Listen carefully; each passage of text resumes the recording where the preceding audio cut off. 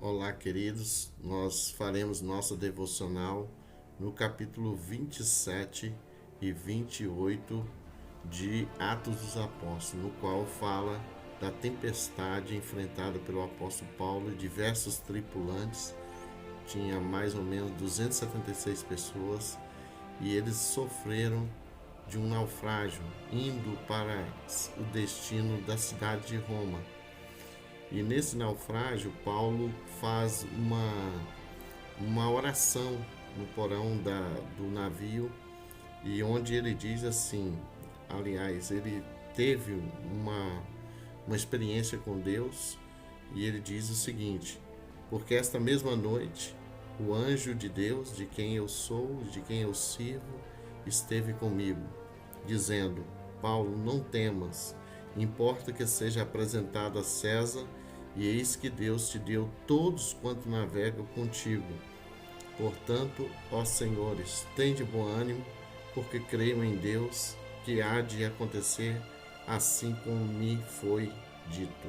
Atos 27, versículo 23 a 25.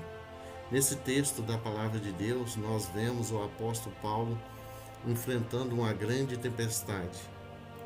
E eu queria tirar algumas lições para a minha vida e para a sua a partir desse episódio tão trágico que Paulo enfrentou em sua vida.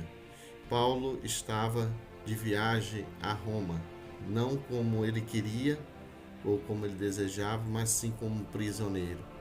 Mesmo assim, no meio dos tripulantes, ele se manifestou ser uma grande liderança e enfrentou uma grande tempestade. É interessante percebermos algumas lições dessa situação que o apóstolo Paulo enfrentou. A primeira que eu tiro é que há tempestades que não são provocadas por você, mas isso não lhe dá o direito de pular do barco. Essa é a primeira lição que eu tiro do texto, porque muitas vezes nós enfrentamos tempestades que não são provocadas por nós mesmos, mas sim por outros, talvez pelos pais, talvez pelos filhos, talvez pelos irmãos, pelos amigos ou qualquer outra pessoa. Digo isso em comparação com essa tempestade que Paulo enfrentou com o profeta Jonas. Jonas, evidentemente, provocou a tempestade daquele barco, porque ele estava como um profeta desobediente.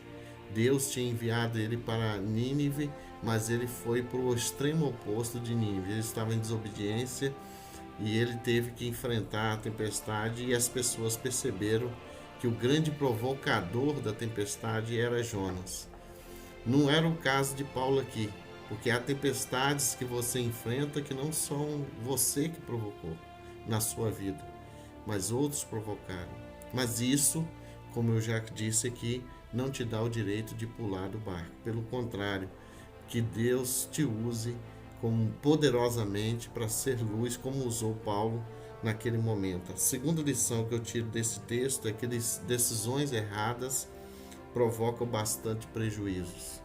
Paulo vai dizer aos tripulantes, principalmente o piloto, que não ouviu o seu conselho, e quando tinha saído de Creta, Paulo já tinha dito que não saísse daquele lugar, porque senão eles enfrentariam um grande tormento, uma grande tormenta.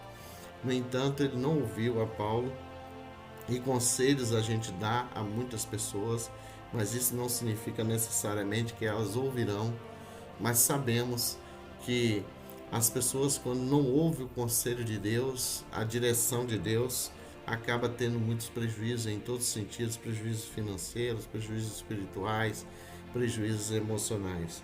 A terceira coisa que a gente aprende é que o propósito final de Deus será cumprido, mas nem sempre será do nosso jeito. Paulo já tinha em suas epístolas, principalmente a carta aos Romanos, planejado chegar a Roma, mas provavelmente ele não imaginaria que chegaria a Roma como prisioneiro. No entanto, o plano de Deus se cumpriu, porque ele chegou a Roma, mas antes ele teve que passar por um naufrágio e chegar até uma ilha. Queria aprender algumas atitudes de Paulo no meio da tempestade que nós devemos ter no meio da tempestade. A primeira delas é que ele tinha profunda intimidade com Deus, mesmo em meio à tempestade. Isso a gente vê claramente no versículo que nós acabamos de ler, onde ele diz: esta mesma noite estive com o Senhor, de quem eu sou e a quem eu sirvo. Quem tem intimidade com Deus, mesmo no meio da tormenta, mesmo no meio da tempestade, ele sabe a quem ele pertence, porque ele é propriedade exclusiva de Deus. Ele sabe a quem serve, ou quem adora. Ele sabe também em quem ele crê.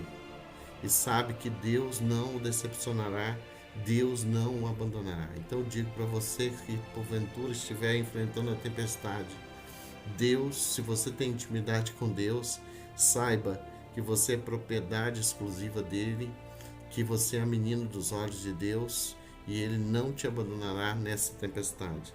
Segunda coisa importante é a motivação de Paulo no meio da tempestade, porque no meio daquele barulho todo da tempestade, no meio de toda aquela tormenta, Paulo diz: tende bom ânimo, diz para os seus companheiros de viagem.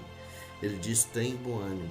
Não sei você, mas há momentos na nossa vida que, mesmo enfraquecidos, mesmo também enfrentando a mesma tempestade, nós somos usados por Deus para motivar outras pessoas. Não sabemos nem de onde vêm forças para a gente motivar outros, já que nós mesmos enfrentamos problemas. A terceira coisa importante aqui da atitude de Paulo é que ele diz que tudo se perderá, o navio, as cargas, mas não perderá a vida das pessoas. Há momentos nas tempestades nas quais passamos avaliar o que realmente importa. E diante da tempestade nós vamos ver que os verdadeiros valores da nossa vida não são os objetos ou os bens materiais, mas sim as pessoas. As coisas se perdem, mas as pessoas são mais importantes do que as coisas. E infelizmente é na tempestade, ou felizmente é na tempestade, que nós aprendemos tudo isso. E Paulo teve 3 surpresas nesse contexto da tempestade que eu queria compartilhar. A primeira delas é que ele, parando numa ilha, ele naufragou junto com os outros, mas chegaram a ter uma ilha, sobreviveram. E na ilha, os bárbaros, diz a Bíblia, agiu com humanidade com o apóstolo Paulo. Acenderam a fogueira e tratou Paulo com humanidade. E eu quero te dizer que muitas vezes no meio da tempestade você vai se surpreender com a ajuda que Deus envia a você. Muitas dessas ajudas, muitos desses socorros ou livramento não virá de pessoas crentes, mas de não crentes, de bárbaros. Aqui nós temos bárbaros tratando Paulo com humanidade, com civilidade. Então essa é a primeira surpresa. A segunda é que tem horas que será necessário apenas fazer o básico. Paulo pede aos tripulantes daquele navio que comessem. Então muitas vezes você precisa fazer o básico, comer para se recuperar, para recuperar as energias, para fazer exercícios físicos, andar, caminhar, ter contato com a natureza, coisas simples para você recuperar as suas forças. Terceira coisa, a mais importante que eu queria dessa surpresa. A terceira surpresa é que Paulo foi picado por uma víbora que saiu da fogueira, e muitos acreditavam que ele ia inchar, ele ia cair, ele ia morrer.